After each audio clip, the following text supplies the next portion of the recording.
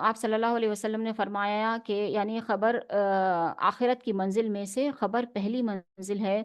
सो अगर किसी ने खबर के अजाब से नजात पाई तो इसके बाद के मरहले आसान होंगे, और अगर जिसे अजाब खबर से नजात ना मिल सकी तो उसके बाद के मंजिलें सख्त तरीन हो जाएंगी उसके लिए।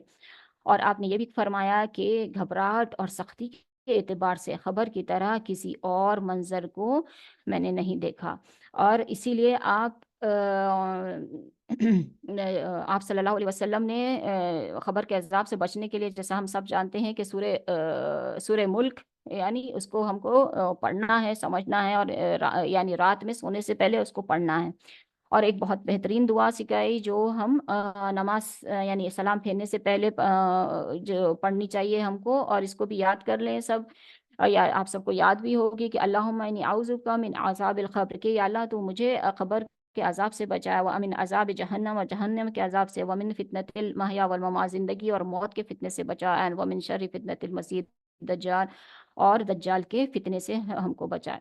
मरने वाले का वक्त करीब आता है तो फरिश्ते क्या करते हैं, तो जब इंसान को मौत का वक्त करीब आता है तो जो फरिश्ते होते हैं वो मोमिन रूह के लिए बहुत ही खुशबूदार और रेशमी कफन लेकर आते हैं और उसके हद्दे नज़र बैठ जाते हैं। ये मरने वाला इन फरिश्तों को देख सकता है, और इसके बाद फिर मलकुल मौत आकर उसके सराहने बैठ जाते हैं, और फिर उससे कहते हैं कि ए पाक रूह तू निकल अल्लाह सुब्हानहू व तआला की खुशनु की तरफ। और फिर ये रूह जब ये बात सुनती है कि अल्लाह सुब्हानहू व तआला की खुशनुदी की तरफ चल, तो वो बहुत आसानी से फिर रूह मोमिन की रूह उसके बदन में से निकल जाती है। और फिर जैसे ही ये निकलती है तो इसको ये जो रेशमी कफन और खुशबूदार कफन लाया गया था इसमें इसको लपेट लिया जाता है, और फिर फरिश्ते इसको लेकर ऊपर आसमान की तरफ जाते हैं,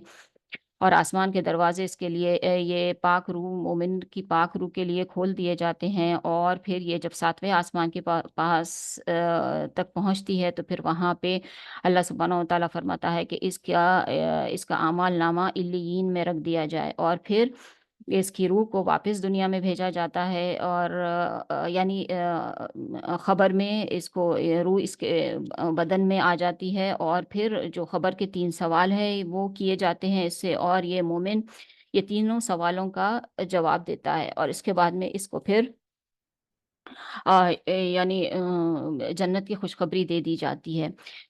तो और हमने देखा कि आप हुज़ूर सल्लल्लाहु अलैहि वसल्लम जब कोई फ़ौत हो जाता और आप देखने जाते, और अगर आँखें खुली रहती तो वो आँखें बंद कर देते थे, और फरमाते कि रूह नज़र रूह का पीछा करती है, तो और फिर इसीलिए आँखों को बंद करने का हमको कहा गया था। तो इसके बाद में हम देखें कि यानी जो इस्तरजा पढ़ना है, एक इन्ना लिल्लाहि व इन्ना इलैहि राजिऊन पढ़ना है हमको, और अल्लाह सुब्हानहू व तआला की इस डिक्री पे, इस डिसीजन पे हमको यानी राज़ी हो जाना चाहिए। और फिर इसके बाद हमको यानी गुस्ल और कफ़न में इसमें कोई भी हमको देरी नहीं करनी चाहिए। इंशाअल्लाह ताला हम अभी देखते हैं कि अगर आप वहाँ पे मौजूद हो जहाँ पे किसी का इंतकाल हुआ हो तो उसके बाद हमको फ़ौरी हमको क्या करना चाहिए। तो जैसा कि हम सब जानते कि यानी हमको इस्तिरजा यानी इन्ना लिल्लाहि व इन्ना इलैहि राजिऊन हमको पढ़ना चाहिए कि यानी अल्लाह सुब्हानहू व तआला की है और उसी की तरफ हमारी वापसी है। और इसके साथ-साथ कि ये कि हम जो जिसका इंतकाल हुआ है उसके फिर हम आँखों को हम बंद कर दें। ओके, जैसा आप लोग देख रहे हैं यहाँ पे। और फिर हाथ अक्सर लोग हाथ सीने पे बाँधते हैं, मगर सीने पे हाथ नहीं बाँधना है, बल्कि आप जैसा देख रहे हैं कि उसको हाथों को बाजू कर दें।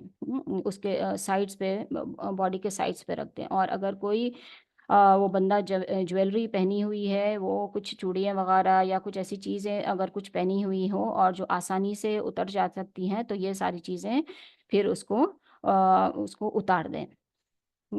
और जैसा वॉचेस है या कोई इवन मेडिकल ट्यूब्स वगैरह है, अगर वो आसानी से निकल सकते हैं और इसमें ब्लीडिंग नहीं होती है तो वो भी निकाल दें।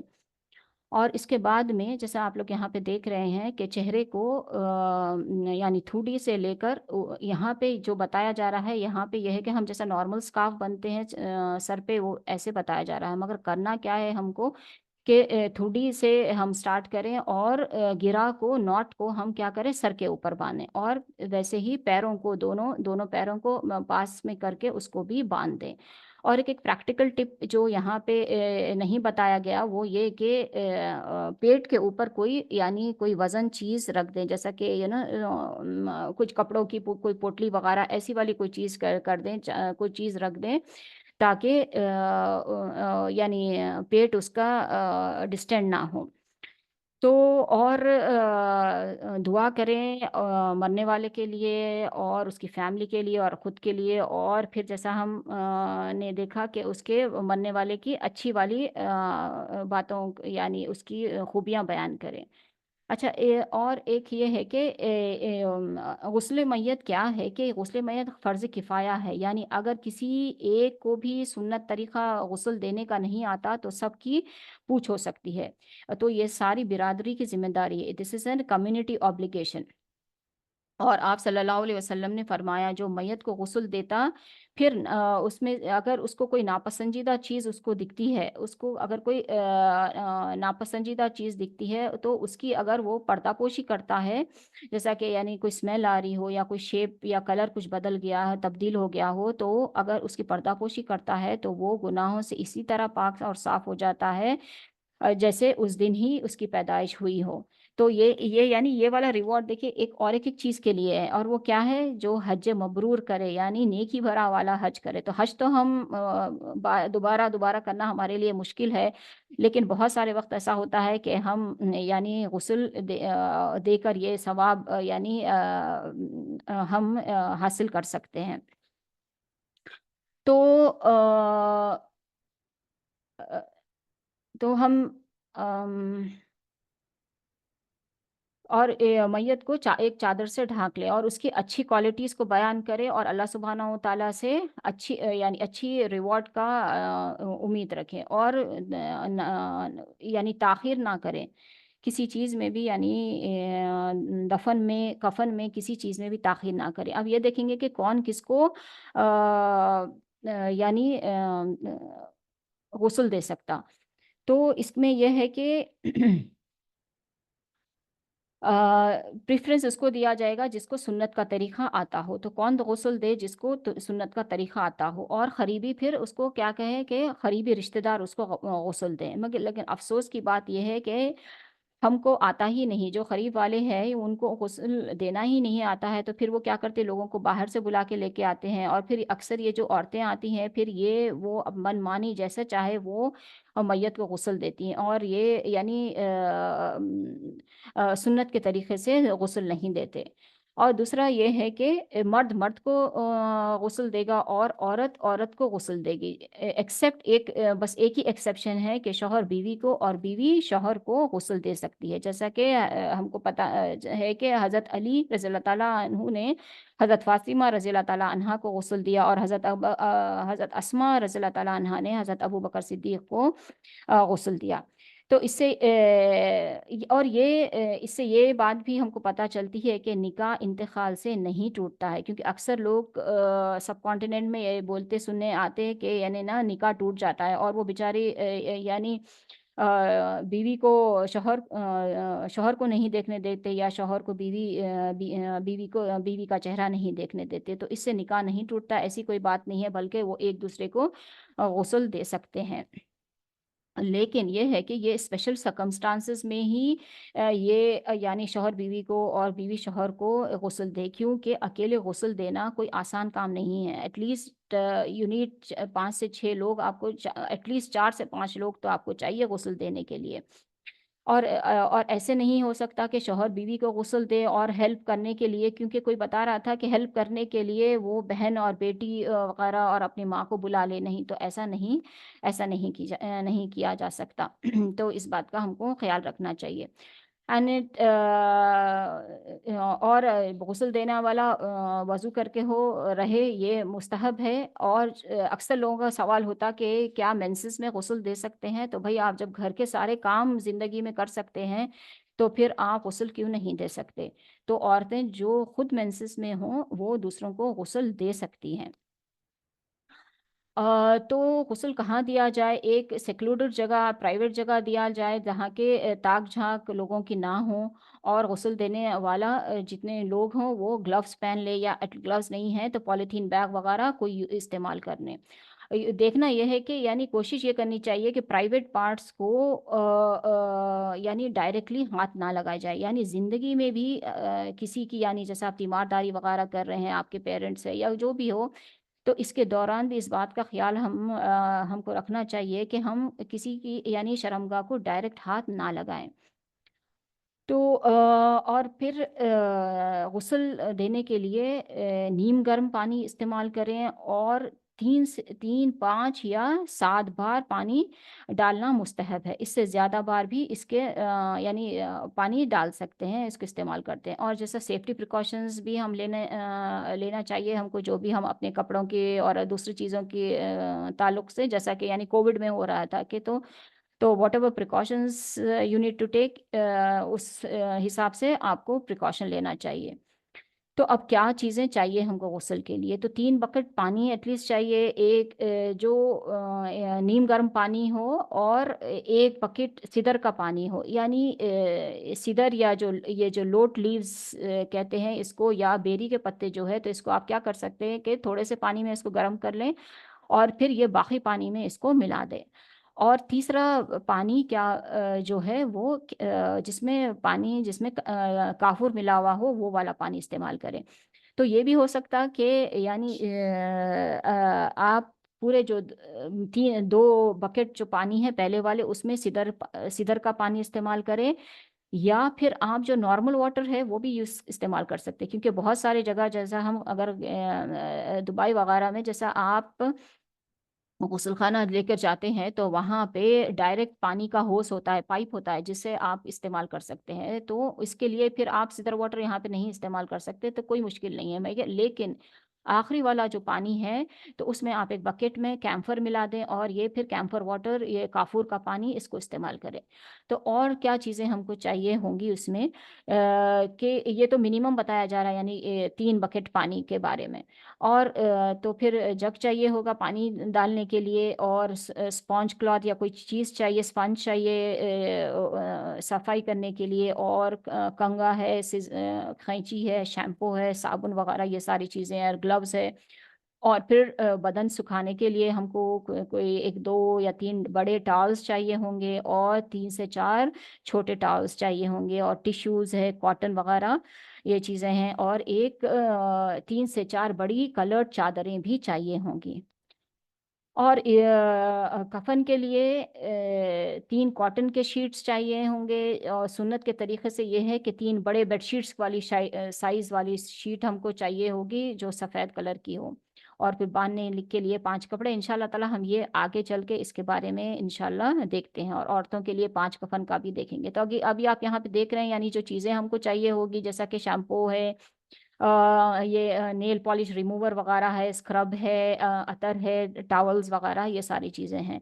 और ये कि अगर कोई ब्लीडिंग वगैरह अगर हो रही है, जैसा किसी के कोई जिसका डिलीवरी के दौरान या डिलीवरी के वक्त उसका इंतकाल हुआ करा हो, तो इसीलिए आपके पास पैड्स भी होने चाहिए, और बहुत सारी कॉटन भी होनी चाहिए। तो आप ये जो देख रहे हैं, ये बेरी के पत्ते हैं, काफूर है, तो ये सारी चीज़ें हैं।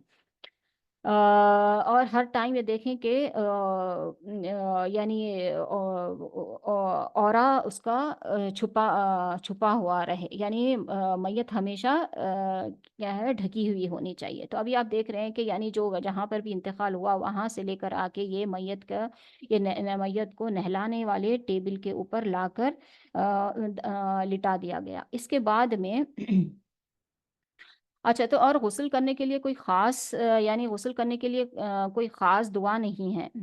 दिल में सब खाली बिस्मिल्लाह बोलें और शुरू कर दें। हमें और इस हमेशा इस बात का ख़्याल रखें कि मैयत हमेशा ढकी रहे और सर और पैर खुले रख सकते हैं।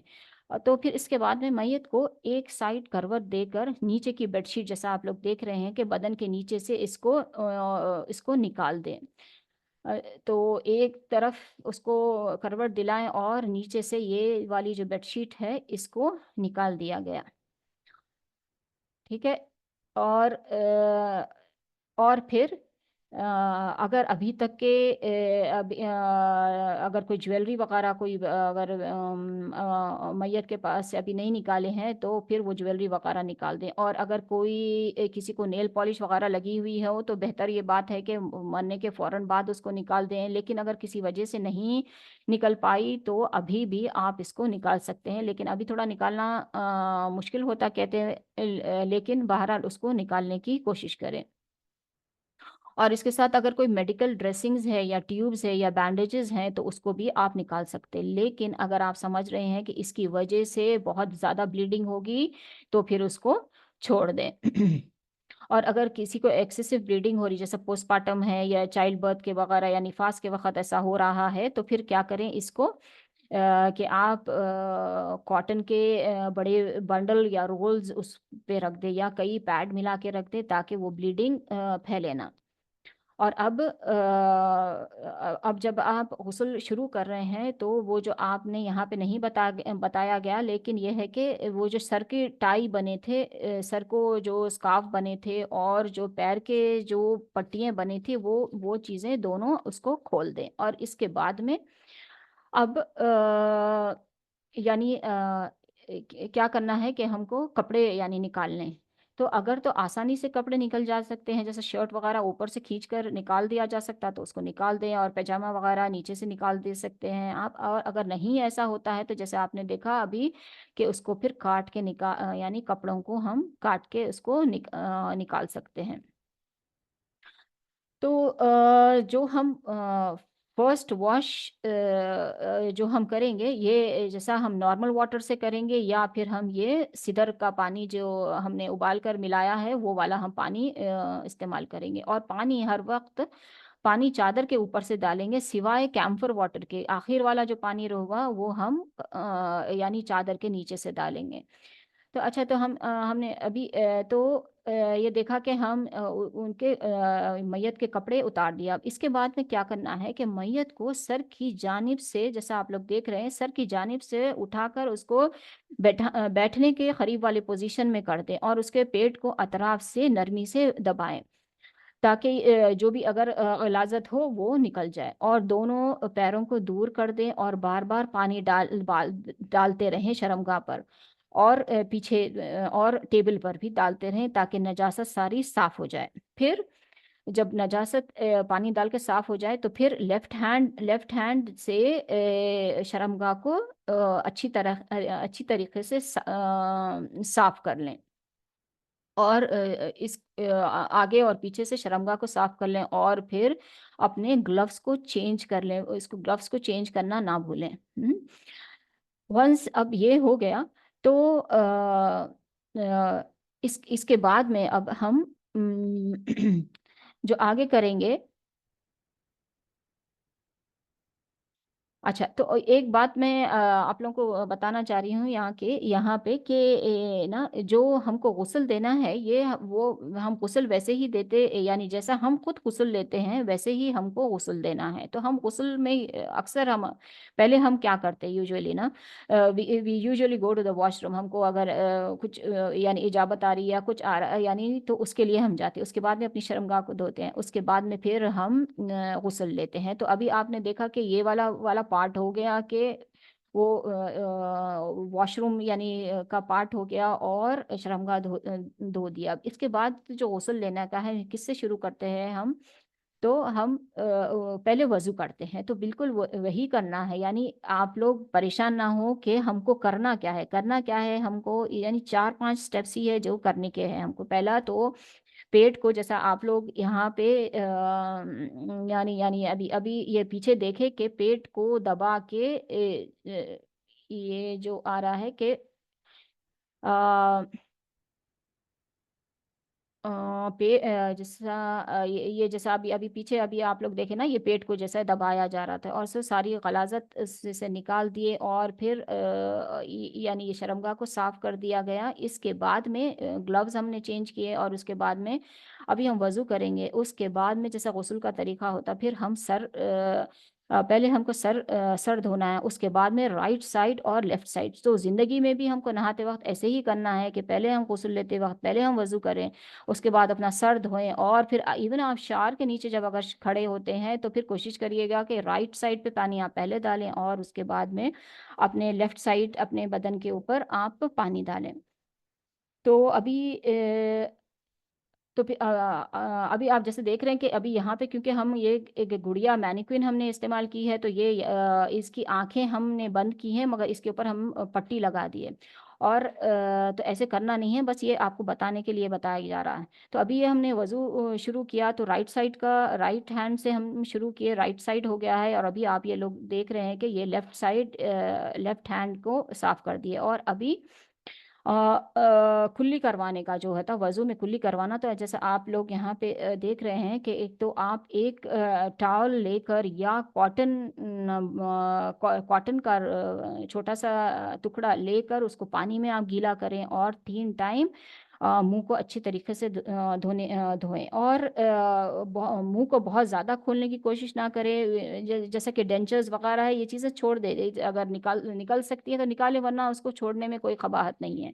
और इसके बाद फिर नाक, जैसा हमको नाक साफ करनी होती है, तो फिर इसको इसको भी वैसे ही करें कि कोई कॉटन के टुकड़ा आप लेकर, कॉटन स्वॉब लेकर उसको पानी में गीला करें और इससे 3 बार नाक साफ करते। या फिर जैसा आप देख रहे हैं, ये टॉवल का एक छोटा सा कोना लेकर गीला करके आप नाक 3 टाइम साफ कर दें। इसके बाद में फिर हम क्या करेंगे, चेहरा हमको धोना है, तो पानी लेकर चेहरे को अच्छी तरीके से 3 टाइम इसको चेहरे को अच्छी तरीके से धो लें। इसके बाद में राइट साइड का हाथ धो दिया गया जो आप नहीं देख पाए, और अभी ये लेफ्ट साइड का हाथ कोहनी से लेके नीचे तक के अच्छी तरीके से इसको धो रहे हैं।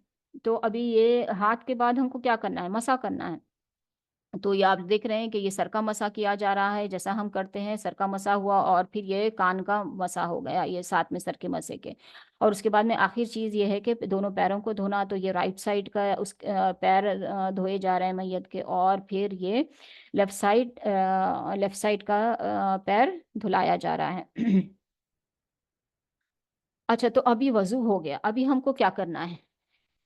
तो यहाँ पे अभी जैसे बताया जा रहा है आप लोग को कि यानी ना, अगर तो चादर पतली है और ऐसा आपको लगता है कि इस चादर में अगर पानी पड़ेगा तो वो चादर ट्रांसपेरेंट हो जाएगी, जैसा कि हमको यहाँ पे हमको ये था कि ये वाली चादर पे पानी डालेंगे तो बदन नजर आएगा, इसीलिए हमने ये चादर चेंज करके इसको डार्क वाली प्रिंटेड वाली चादर डाले। तो अगर आप जब शुरू कर रहे हैं आप गुस्ल, अगर तो आपकी चादर डार्क कलर्ड है और प्रिंटेड है जिससे पानी डालने से अंदर से जिस्म नहीं नजर आता, तो फिर आपको ये चादर तब्दील करने की ज़रूरत नहीं है। तो अब हम वज़ू ख़त्म कर दिए, अभी हम क्या करेंगे कि अभी हमको सर धोना है। तो पानी डाल के जैसे हम नॉर्मली हमको अपने आप को हम जैसे हम नहाते हैं वैसे ही पानी डालेंगे और शैम्पू लगाएंगे और बालों को अच्छी तरीके से साफ करेंगे। जैसा हम खुद, जैसा हम हमको वैसे ही करना है जैसा हम अपने आप को करते हैं ना, बिल्कुल उसी तरीके से हमको करना है। और इसके बाद में पानी डाल के उसको सर को साफ कर दें। और अब अभी राइट साइड से, जैसे हमने कहा राइट साइड को हमको यानी साफ करना है, तो पानी हम राइट साइड के ऊपर से डालें अभी आप जैसा देखें, और फिर साबुन साबुन हम ये बदन पे, राइट साइड के बदन पे हम साबुन लगा रहे हैं। तो गर्दन से लेके यानी गर्दन है, बगल है, सीने के नीचे है और नाक के नीचे, और यानी घुटनों के नीचे, जहाँ जहाँ भी आप अपने आप को स्क्रब करते हैं, यानी ना गंदगी जहाँ भी हो सकती है, तो वो सारी चीज़ों को वहाँ पे सारा बदन का राइट साइड का फ्रंट हिस्से को हम धो रहे हैं और ये स्क्रब लेके उसको वॉश कर रहे हैं। और ये कि हम हमेशा ग्लव्स पहन के रहें और देखें कि पानी यानी बदन के ऊपर सारी जगह पड़ जाए और गंदगी वगैरह जो है वो निकल जाए। अब अभी जब राइट साइड फ्रंट साइड हो गया, तो अभी अब मैयत को अभी करवट दें एक तरफ, और इसको अभी ये तो बहुत आसानी से दिख रहा है ऐसा करवट देना, मगर बहुत मुश्किल होता है, किसी को पकड़ना, एटलीस्ट 2 लोगों को तो पकड़ना पड़ेगा। और अभी ये पिछले राइट साइड के पिछले हिस्से पे आप देख रहे हैं कि पानी डाला जा रहा है, और फिर अभी ये स्क्रब कर रहे हैं गर्दन से लेके पाँव तक, और फिर वैसे ही कि जहाँ जहाँ यानी आप समझते हैं कि गंदगी होगी घुटनों के नीचे वगैरह, या थाइस के पास या बगलों के पास, वो सारी चीज़ों के पास, सबके पास अच्छी तरीके से साबुन हमको लगाना है। और फिर जैसा हमने पहले किया, कोई स्क्रब या स्पॉन्ज लेके जैसा हम अपने आप को बदन को रगड़ते हैं, तो वैसे ही बदन को अच्छी तरीके से स्पंज वगैरह से इसको रगड़ दें।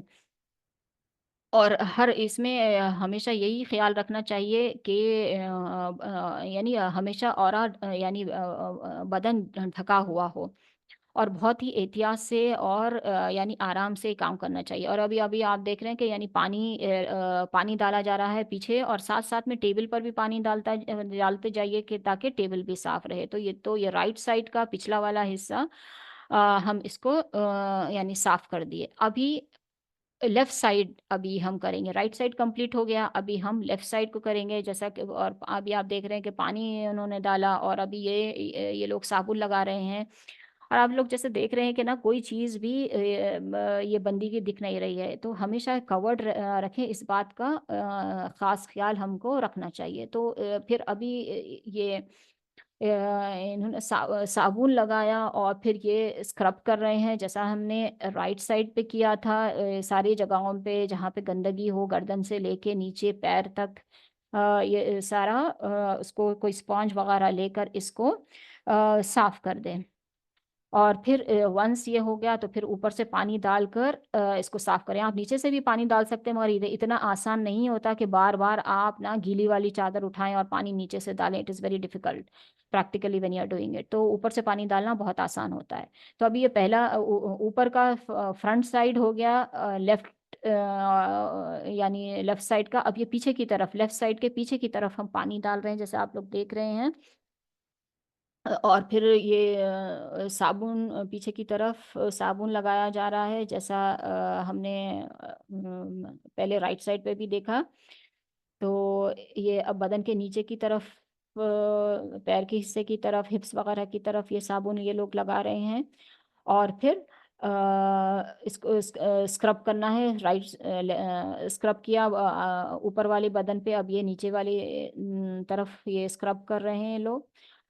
और वंस ये स्क्रब हो गया है तो फिर अब इसके ऊपर पानी डालेंगे, चादर के ऊपर से। आप लोग जैसा देख रहे हैं कि चादर के ऊपर से पानी डाल रहे हैं, और कोशिश करिए कि तब का तब टेबल के ऊपर भी पानी डालते जाइए, और टेबल को भी साफ करते जाइए। तो अभी क्या हुआ कि क्या चीज़ हम लोगों ने देखी कि वज़ू हमने किया, उसके बाद में सर का धुला को वॉश कर दिया हम लोगों ने, फिर और राइट साइड और लेफ्ट साइड हमने वॉश किया। तो खुलासे में यह है कि जैसा अभी इसमें बताया जा रहा है कि वज़ू करना है, और ये सारी राइट साइड लेफ्ट साइड इसको वॉश करना है। अच्छा, अभी सेकंड, तो ये फर्स्ट वॉश आपकी कंप्लीट हो गई। अब सेकंड वॉश में क्या है कि सेकंड वॉश में आप वज़ू नहीं करवाएंगे। ये जो सेकंड वॉश, आप सिदर का या नॉर्मल वाटर यूज़ कर सकते हैं। तो इसमें पहले उसमें हमने वज़ू करवाया था, मगर अब इसमें हम वज़ू नहीं करवाएंगे। और चेहरे यहाँ पे जैसे आप वीडियो में देख रहे हैं कि चेहरे पे पानी नहीं डाला गया, मगर ये है कि चेहरे पे भी हमको पानी डालना है।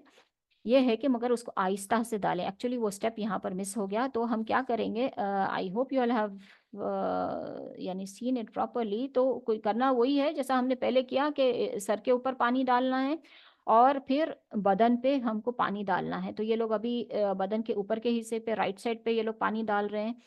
और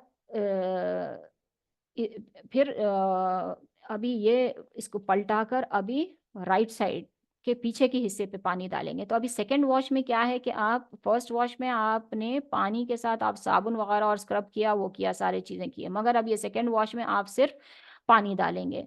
तो ये आप तीन यानी 3 बार करना, ताक बार करना मुस्तहब है, मगर आपको अगर लगता कि और पानी चाहिए साफ करने के लिए तो आप और बार भी ये वाला स्टेप, आप ये सेकंड वाला स्टेप और बार भी कर सकते हैं। तो अभी आप देख रहे हैं कि लेफ्ट साइड पे पानी डाला गया सामने की तरफ, और अब ये पीछे की तरफ ये पानी डाला जा रहा है। हम्म और जैसा मैंने कहा पहले कि और टेबल को भी साथ साथ में इसको साफ करते जाए। तो ये second wash with cedar leaves, तो जो सीडर लीव्स हम बॉईल किए थे उसे सर धोए हम, फिर राइट साइड फ्रंट और बैक धोए, और लेफ्ट साइड फ्रंट और बैक धोए हैं। और अब ये आखिरी वाला वॉश ये है जो कैम्फर वॉश है।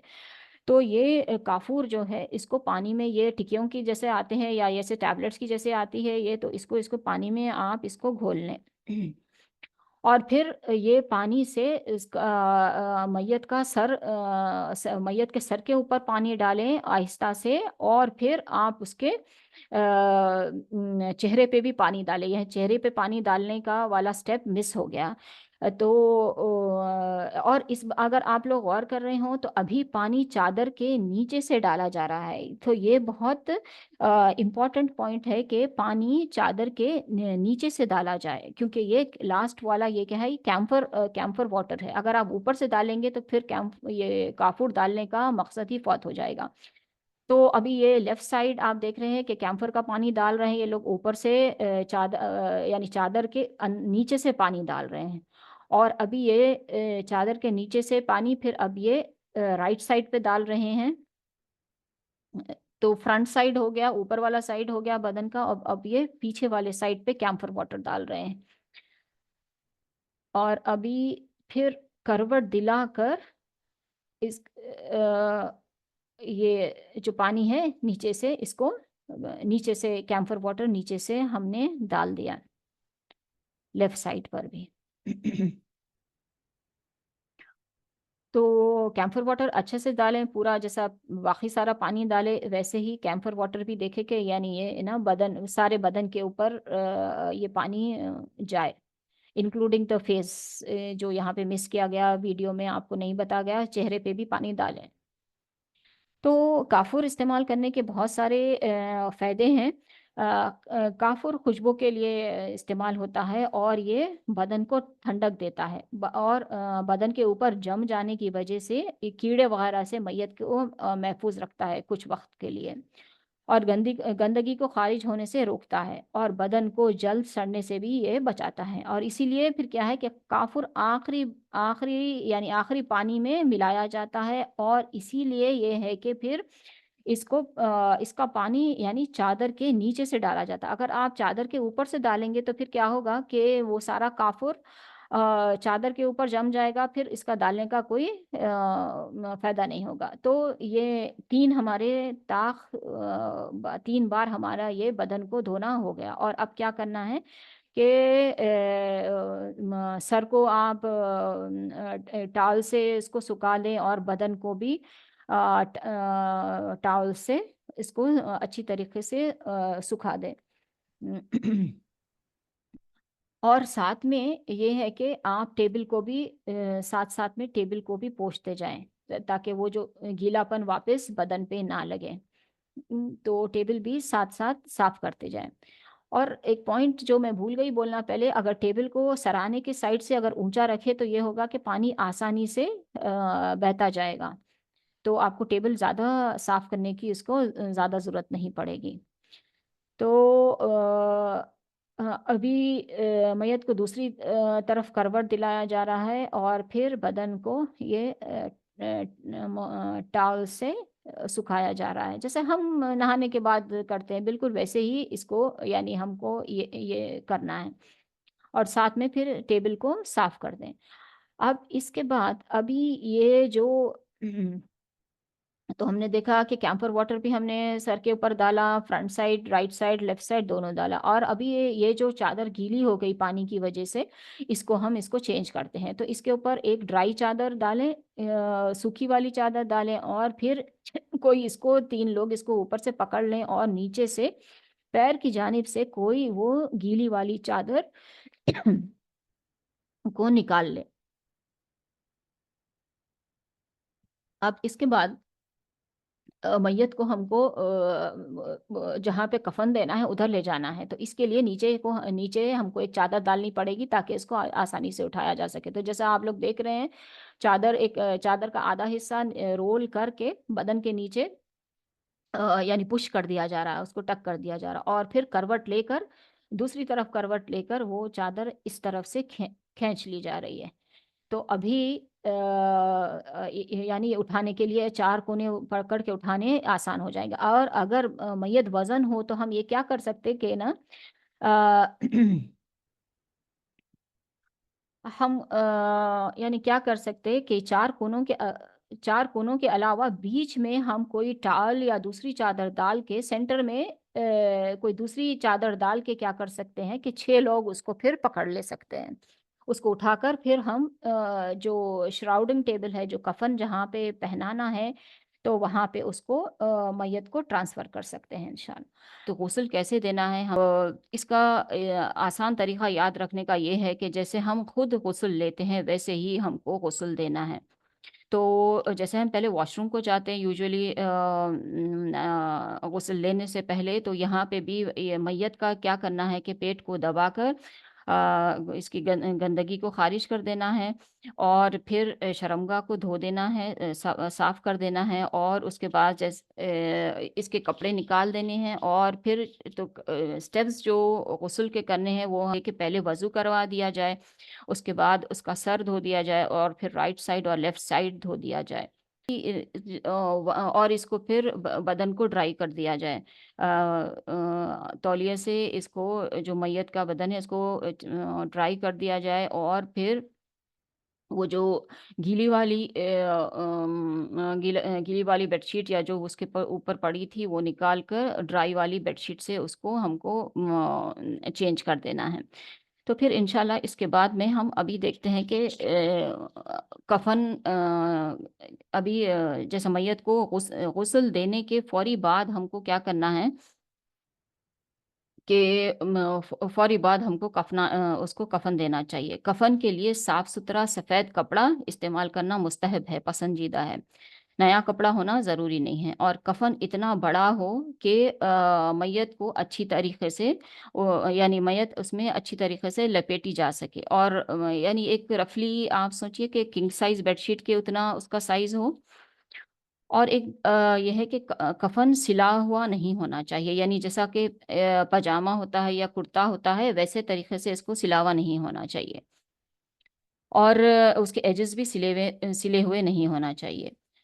और एक एक्सेप्शन ये है इसमें कि अगर मैयत भारी भरकम हो और कफन का कपड़ा कम पड़ रहा हो, तो फिर सिलाई करके कफन को लंबा या चौड़ा किया जा सकता है, यानी आप 2 पीसेस कफन के अटैच कर सकते हैं, ये इसमें सिलाई की जा सकती है। मगर लेकिन उसको उसके अतराफ में जैसे हम दुपट्टा सीते हैं या जैसा कि पजामा हो या कमीज़ हो, इस तरीके से इसको नहीं सिया जा सकता, लेकिन चौड़ा या लंबा करने के लिए इसमें यानी अटैचमेंट की जा सकती है, just in case if it is needed, क्योंकि यही पसंदीदा होगा कि यानी एक ही कपड़ा हो, यानी एक शीट मुकम्मल एक शीट हो उसमें, यानी और अटैचमेंट्स लगाने की ज़रूरत ना हो, ऐसा वाला कपड़ा लिया जाए, इतना इतना इतना बड़ा कपड़ा हो। अच्छा, कफन के लिए 3 कपड़े इस्तेमाल करना सुन्नत है, लेकिन यानी औरत के लिए 5 कपड़े इस्तेमाल करने की भी इजाज़त है। चंद शयूख जैसे शेख इब्न बाज और शेख हसन बसरी रहमतुल्लाह अलैह, इस ये सब इन लोगों ने 5 कपड़ों में भी कफनाने की इजाज़त दी है, और ये लोग इसके ऊपर मुत्तफ़िक़ हैं। तो 3 कपड़े भी हम इस्तेमाल कर सकते हैं, 4 भी इस्तेमाल कर सकते हैं। अभी आप लोग को अभी जो यहाँ पे वीडियो में हम बताएंगे यहाँ पे, तो ये है कि पहले हम 3 कपड़ों से हम कैसे कफन देते इसको बता रहे हैं यहाँ पे। तो जैसे आप लोग यहाँ पे देख रहे हैं कि 3 ये बांधने वाली पट्टियाँ हैं, तो ये 3 पट्टियाँ भी इस्तेमाल कर सकते हैं, और 5 पट्टियाँ भी बांधने के लिए हम इस्तेमाल कर सकते हैं। तो तो पहले कफन हम 3 सफेद चादरें जो रफली डबल बेड साइज की होती हैं इसको लेकर, यानी टेबल के ऊपर जब पहले पट्टियां डाल देना हैं, फिर इसके ऊपर ये चादर को बीच में इसको बिछा देना है। और अब कफन की चादर को और इसका इसमें इस बात का ख्याल हमको रखना चाहिए कि ना चादर बिल्कुल सेंटर में हो, क्योंकि सेंटर में हो, यानी ऐसा उसको ऐसे बिछाएं, इसको ऐसा बिछाया जाए कि कम से कम 1 फुट बड़ी हो, यानी सर की जानिब और पैर की जानिब 1 फुट बड़ी हो, ताकि ये दो एंड्स फिर हम जब मैयत को उठाना होगा तो ये दो एंड्स को पकड़कर हम उठा सकेंगे। तो कहने का मतलब ये है कि ये चादरों को बिल्कुल सेंटर में हमको उसको प्लेस करना चाहिए। और फिर इसके ऊपर जैसा आप लोग देख रहे हैं यहाँ पे यानी अतर छिड़का जा रहा है। तो अब ये सारे कफन पे अतर इसको छिड़क देना चाहिए, और 3 टाइम अतर डालना, या यानी 3 टाइम धुनी देना, ये हम कर सकते हैं। ये या तो एक साथ ऐसा कर सकते हैं कि एक टाइम आप अतर डाल दें, दूसरी टाइम रोज वाटर डाल दें, और तीसरी टाइम उसको धुनी दे दें ऊद वगैरह से।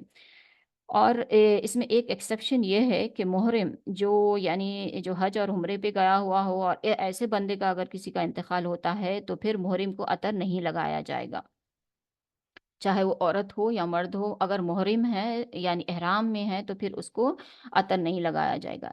लेकिन जैसा औरत लेडीज के ये है ना कि वो जैसा मस्जिद वगैरह भी जाती है तो उसको अतर नहीं लगा के जाना चाहिए, परफ्यूम नहीं करना चाहिए। लेकिन औरत के कफन को परफ्यूम किया जाएगा, चाहे वो इद्दत में ही क्यों ना हो, उसके कफन को परफ्यूम किया जाएगा, यानी अतर से मुअत्तर किया जाएगा। अब इसके बाद जब ये कफन बिछा दिया गया है तो अभी फिर मैयत को उठाकर इस कफन के ऊपर अ, रख देंगे। और रखते वक्त इस बात का ख्याल रखिए कि यानी है ना बॉडी भी यानी मैयत भी बिल्कुल सेंटर में प्लेस की जाए, क्योंकि अगर सेंटर में नहीं होगा तो फिर बांधने के लिए, फिर लपेटने के लिए मुश्किल होगी, या यानी सराने और पैर की तरफ फिर कपड़ा उतना नहीं बचेगा, और फिर ये मैयत को इतना उठाना आसान नहीं होगा। तो अभी आप लोग देख रहे हैं कि मैयत को करवट दिलाकर उसके ये जो नीचे जो बेडशीट थी इसको निकाला जा रहा है। जिस बेडशीट से पकड़ कर लाया गया था, ये वाली बेडशीट को निकाला जा रहा है। और फिर इसमें फिर यही हमको ख्याल रखना है कि यानी किसी भी टाइम मैयत का सतर ना दिखे। तो अब ये नीचे वाली बेडशीट को निकाल दिए, और अभी ये बालों को कंघी की जा रही है। तो आहिस्ता से जैसे आप खुद को करते हैं वैसे करें, और इसको फिर 3 चोटियां बनानी है इसकी, यानी 3 हिस्सों में इसको डिवाइड करना है, दो, एक राइट साइड, एक लेफ्ट साइड, और एक एक सेंटर में।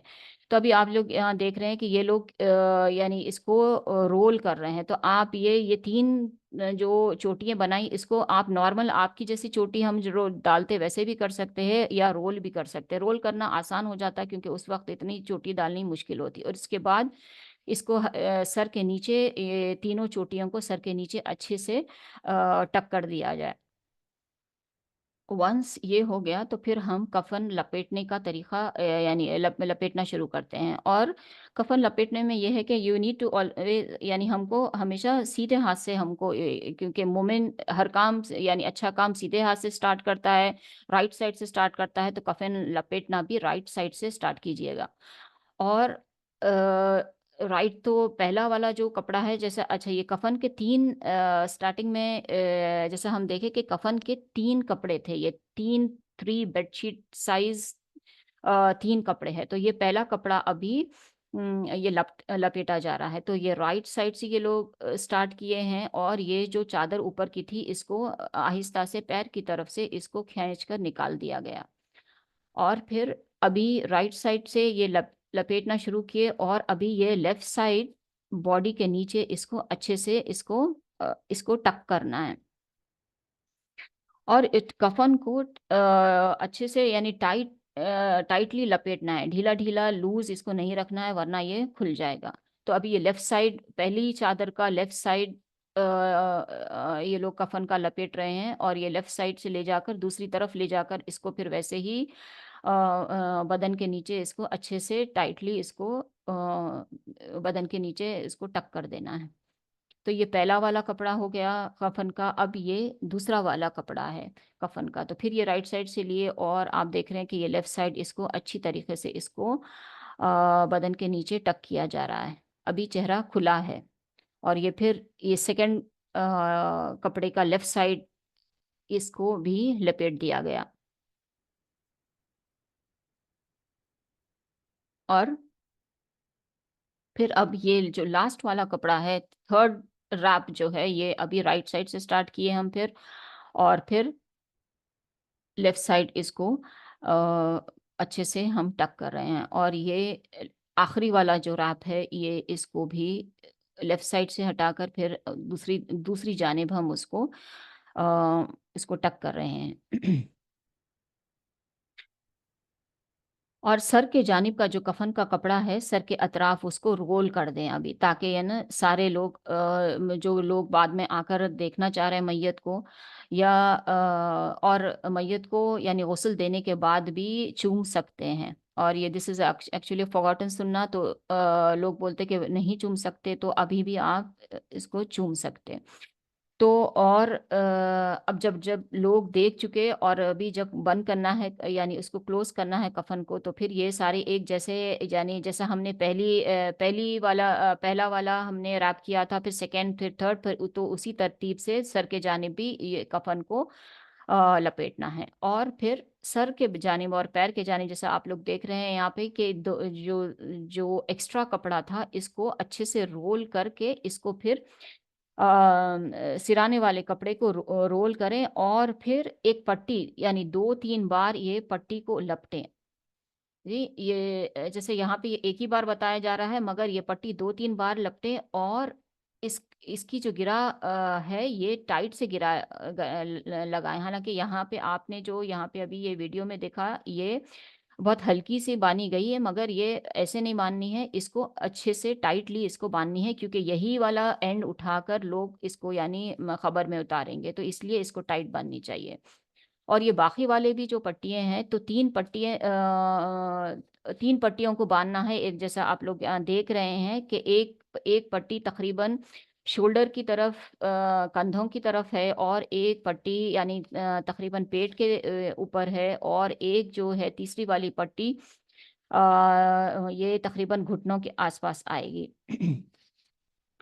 तो ये तीनों पट्टियों को अच्छे से, यानी जो फर्स्ट नॉट आप डालेंगे वो तो टाइट डालनी है, मगर जो गिरा डालेंगे आप, वो अगर आप लोग और कर रहे हो तो वो 1.5 गिरा है, यानी जो आसानी से खुल जा सकती, ऐसी वाली गिरा डालनी है। ताकि क्योंकि जब मैयत को जैसे अभी आप देख रहे हैं कि ये गिरा आसानी से खुलने वाली गिरा है, लेकिन पहली वाली जो है नॉट, वो टाइट डालनी है, जो यहाँ पे नहीं बताया गया। ओके, तो I hope it is very clear कि ये जो पहला वाला है ना, ये वाला टाइट करना है, और इसके बाद में ये वाली जो गिरा है इसको आसानी से खुलने वाली गिरा डालनी चाहिए, क्योंकि खबर में उतारे बाद ये वाली गिराएं खोल दी जाएंगी। और यहाँ पे अभी आप लोग पैर के जानिब जो बांधा गया इस वीडियो में नहीं दिख रहा है, लेकिन पैर के जानिब भी वैसे ही रोल करके बांधना है जैसे कि हमने सर की तरफ बांधा। अब इसके बाद मैयत को उठा के ले जाने के लिए फिर हमको कुछ कपड़ा, बेडशीट वगैरह कुछ नीचे डालनी पड़ेगी, ताकि मर्द हजरात आकर उसको डालें। तो आप देख रहे हैं कि नीचे अभी बेडशीट डाल दी गई। तो वो तरीका वही होगा कि एक तरफ आप करवट देते, यानी करवट दे के एक तरफ करवट दे के नीचे से चादर को एक साइड से उसको बदन के नीचे करें, फिर दूसरी साइड से करवट दे के चादर निकाल दें वहां से। और फिर अभी इसके ऊपर बदन के ऊपर दूसरी चादर डाल दें, ताकि फिर अभी मर्द हजरात आके इसको मैयत को उठाकर ले जा सकते हैं। तो अगर मैयत भारी हो तो फिर क्या कर सकते हैं कि सेंटर में से एक और चादर डालें, ताकि फिर इसको 4 लोग उठाने की बजाय इसको फिर 6 लोग इसको उठा सकते हैं। तो दिस कंप्लीट्स के 3 कपड़ों का कफ़न ऐसे दिया जाता है। तो अभी जैसा आपसे मैं बता रही थी कि 5 कपड़ों का कफ़न भी यानी 5 कपड़ों का कफ़न भी हम दे सकते हैं, और ये एक्चुअली जो सबकॉन्टिनेंट में है, यहाँ पे आपको प्रैक्टिकली 3 कपड़ों का कफ़न कम ही मिलता है। अक्सर जगहों पे 5 कपड़ों का कफ़न ही मिलता है। तो 5 कपड़ों के कफ़न में पहला वाला जो कपड़ा होता है, ये एक तो 5 बाँधने वाली पट्टियाँ मिलती हैं, होती हैं इसके अंदर, और फिर जो पहला कपड़ा होता है, वो जो सबसे बाहर वाली शीट होती है, इसको लिफ़ाफ़ा कहते हैं, और ये इतना बड़ा हो कि यानी बदन अच्छी तरह से उसमें लपेट दिया जाए। जैसा कि हम पिछले वाले यानी 3 वाले कफ़न में देखे, तो समझिए कि उसमें का एक कपड़ा हम ये लिफ़ाफ़ा कहते हैं, ये जो बाहर रहेगा। तो ये इतना बड़ा हो कि बदन यानी अच्छी तरीके से उसमें लपेट दिया जा सकता हो, और दोनों जानिब फिर इतना कपड़ा हो यानी जिसको रोल करके यानी उठाने के लिए आसानी हो। तो ये यानी लिफ़ाफ़ा ये यानी जैसे हमने पहले देखा, पिछली वाली इसमें स्लाइड में देखा, तो ये भी रफ़ली एक यानी किंग साइज़ बेडशीट के इतना होता है। इसके बाद में ये सबसे पहला वाला जो शीट है, ये लिफ़ाफ़ा है, और इसके बाद में फिर हम देखेंगे कि स्कार्फ़्स। तो स्कार्फ़ जो है, ये यूजुअली जैसा हमारा वाला नॉर्मल स्कार्फ़ होता है, ये स्क्वायर स्कार्फ़ होता है। तो उसको आप जैसे फ़ोल्ड करके बाँधने से पहले आप उसको ट्रायंगुलर कर देते हैं, इज़न्ट इट? तो वैसे ही इसको, ये भी स्कार्फ़ स्क्वायर होगा या रेक्टेंगल होगा।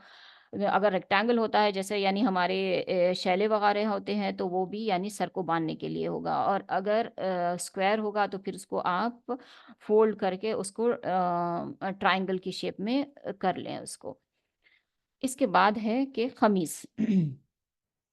तो ख़मीज़ इतनी लंबी हो कि शोल्डर से लेकर घुटने तक आए ये, और उसमें सर पे पहनाने के लिए इसमें एक टी शेप कट होता है। जैसा अभी आप देखें कि इसमें टी शेप कट होता है, जहाँ से यानी सर को जैसे अब अभी आप देख रहे हैं, ये टी शेप कट है, तो यहाँ से सर को यानी सर पे पहनाने के लिए, जैसा अभी आप इसमें ये यहाँ पे देख रहे हैं। उसके बाद है सीना बंद। तो सीना बंद, इसकी यानी चौड़ान तकरीबन शोल्डर से लेकर नाफ तक आ रही है। जैसा अभी आप ये पिंक वाला जो कलर देख रहे हैं यहाँ पे, ये सीना बंद है। तो ये कहाँ से आप जैसा देख रहे हैं, ये कहाँ पे बिछाया जाएगा ये, यानी ये इसकी विड्थ इतनी होगी कि शोल्डर से लेकर ये तकरीबन शोल्डर से लेकर नाफ तक आएगी ये। तो और फिर चौथा जो कपड़ा है, ये है जो 5वां जो कपड़ा है, ये है तहबंद। तो तहबंद कितना होगा, यानी इतना चौड़ा हो कि नाफ से लेकर ये तकरीबन घुटनों तक आता है। तो ये 5 कपड़े हुए, 5 कपड़े कफ़न के। अभी ये हमेशा ये जो 5 कपड़े हैं, ये क्योंकि ये सुन्नत से यानी this is not actually from the सुन्ना, तो अलग-अलग जगहों पे आपको ये 5 कपड़े डिफ़र करेंगे। बाज़ जगह 2 लिफ़ाफ़े होंगे और स्कार्फ़ नहीं होगा उसमें, या उसमें सीनाबंद नहीं होगा या तहबंद नहीं होगा। तो डिफ़रेंट डिफ़रेंट मुकामात पे आपको different different pieces of 5 cloth मिलेंगे। मगर करना क्या है उसको, कि हर एक को स्प्रेड यानी उसको बिछा देना है, और यानी तरतीब से उसको बिछाना है, और फिर करना यही है कि उसको लपेटना, राइट साइड से लपेटना है, यानी लपेटना स्टार्ट करना है। तो इसमें कोई परेशानी की बात नहीं है। लेकिन कुर्ते को कैसे करना है, कैसे बिछाना है, ये भी अभी हम ये देखेंगे अभी हम। तो पहले वो पट्टियाँ नीचे बिछा दी गई, और फिर ये जो सबसे बाहर वाला कपड़ा है लिफ़ाफ़ा, इसको अभी बिछा दिया गया। लिफ़ाफ़े के बाद में अभी ये जो अभी आप देख रहे हैं, जैसा कि ना ये स्कार्फ़ को अभी बिछाया जा रहा है। स्कार्फ़ को कहाँ बिछाएँगे, जहाँ पर सर आएगा तकरीबन वहाँ पे स्कार्फ़ को बिछाएँगे। इसके बाद में अभी ये क़मीज़ बिछाई जा रही है।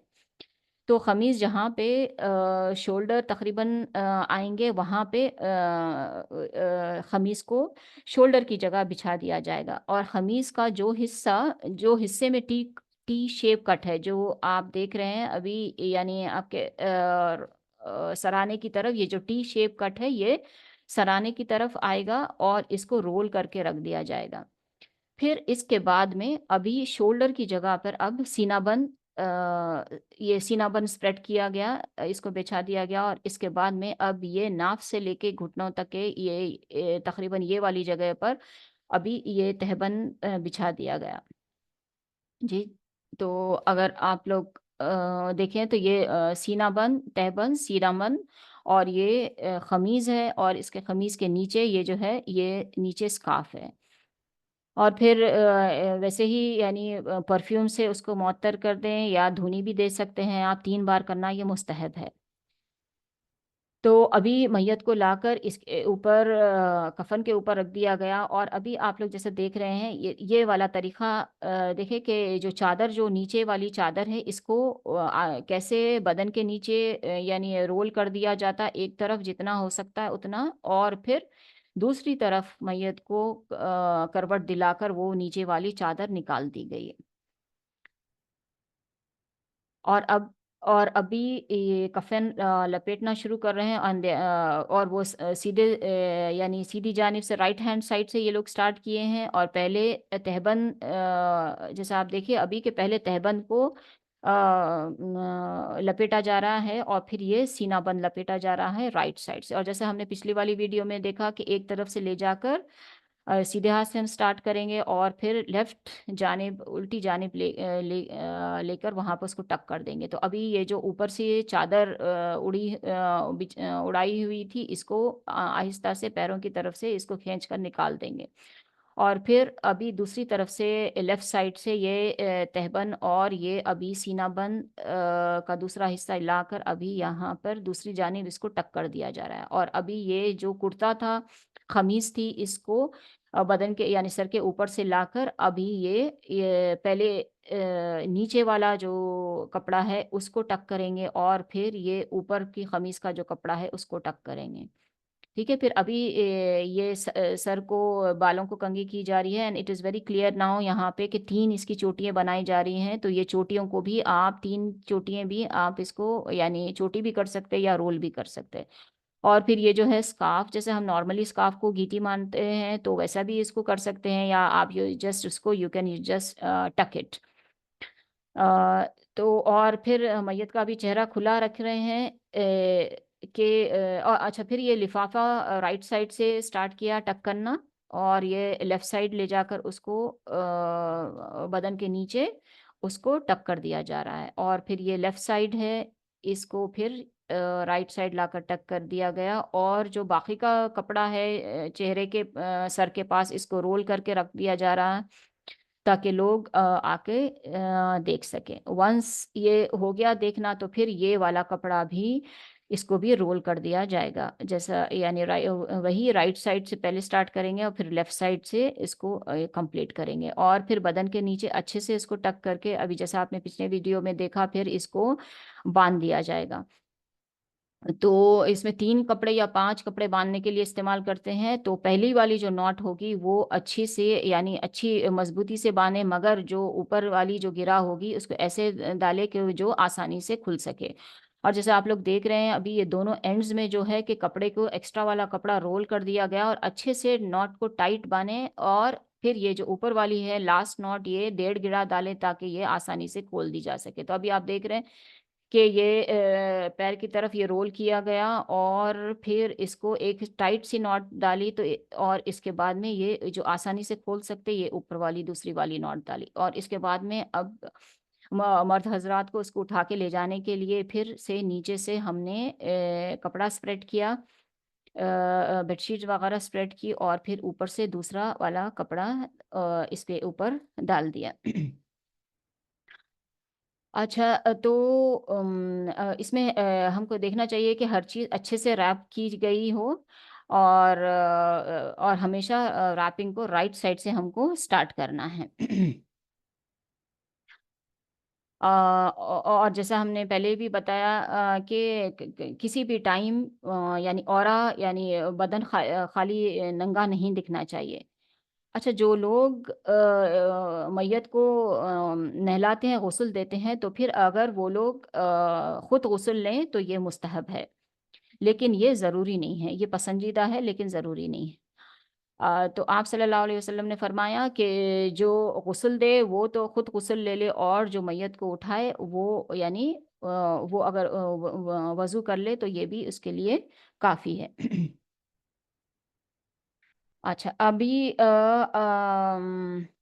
अभी हम देखेंगे कि अगर किसी वजह से पानी कम पड़ता हो तो हमको क्या करना चाहिए? जैसे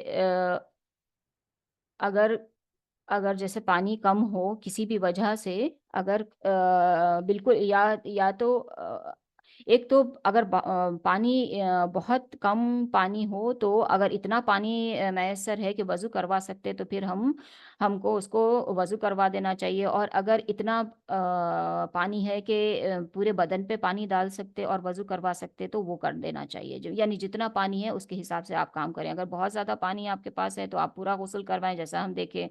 और अगर कम पानी है, सपोज़ 1 बकेट ऐसे है या कम है, इससे भी कम है, तो आप सिर्फ़ जितना बदन को आप गीला कर सकते हैं, उतना बदन के ऊपर डायरेक्ट पानी आप डाल के गीला कर दें। और यानी और अगर इतना भी पानी नहीं है, तो फिर उसको कम से कम उसको वज़ू करा दें। अच्छा, अगर बिल्कुल ही पानी नहीं है, तो फिर हम क्या कर सकते हैं? तो फिर हम उस सूरत में हम तयम्मुम करवा सकते हैं। और अगर गुस्ल पॉसिबल ना हो, जैसे कि अगर कोई एक्सट्रीम बर्न्स है, कोई जल के किसी का इंतकाल हुआ हो, या कोई एक्सीडेंट हुआ जिसकी वजह से बदन के यानी अल्लाह महफूज रखे कि बदन के यानी हिस्से अलग अलग हो गए हों, या कोई किसी चीज़ के नीचे आके यानी क्रश होके दब के मर गया हो, या कोई ऐसे स्किन डिजीज़ वगैरह हो, तो फिर या जैसा अभी कोविड जैसा हुआ करा था, तो इसमें फिर क्या है कि फिर आप इसको तो इसमें भी आप तैमूम करवा सकते हैं। लेकिन इसमें ये भी है कि इसमें भी अगर जैसा कि कोई जला हुआ शख्स हो, तो उसके ऊपर पानी सिर्फ बदन पे अगर बहा सकते हैं, और ऐसा करना मुनासिब है, तो ऐसा ही किया जाए। वरना फिर उसको तयम्मुम करवाया जाए। लेकिन अगर आप ये समझते हैं कि पानी की वजह से मैयत को हैंडल करना आगे चल के, मतलब उसको हैंडल करना मुश्किल हो जाएगा, जैसे कि स्किन पील होके निकल जाएगा, ये या बदन से कुछ निकलना शुरू हो जाएगा, या कुछ प्रॉब्लम होगी ऐसे, तो फिर पानी डालने से गुरेज करें और फिर मैयत को तयम्मुम करवा दें। तो जैसा हम नॉर्मली तयम्मुम करते, तो यहाँ पे मैयत को भी वैसे ही तयम्मुम हमको करवाना है। तो जैसे अब ये देख रहे हैं आप मिट्टी पे अपने 2 हाथ मारें, और फिर इसको फूँक लें, और फिर चेहरे का यानी चेहरे के ऊपर हाथ फेरें अपना। और फिर जैसा हम करते हैं कि अपना राइट हैंड, और फिर लेफ्ट हैंड के ऊपर हाथ फेरने। सो दिस कंप्लीट्स द तयम्मुम। तो इसके साथ ये हमारा ये वाला यानी कफ़न लपेटने का ये सेशन ख़त्म हुआ।